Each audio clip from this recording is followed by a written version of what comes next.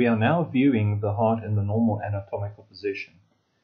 Again, we can see the superior vena cava, the right auricle. We can also identify the aorta, the pulmonary trunk, and we have the right ventricle and the left ventricle. This being the apex of the heart, and this would be the continuation of the right atrium.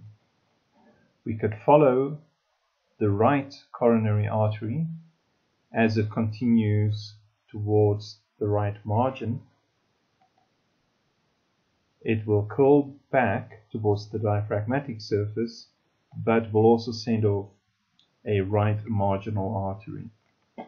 The left coronary artery passes posterior of the pulmonary trunk and will continue down in the anterior interventricular septum to form the anterior interventricular artery. It will also give rise to a circumflex artery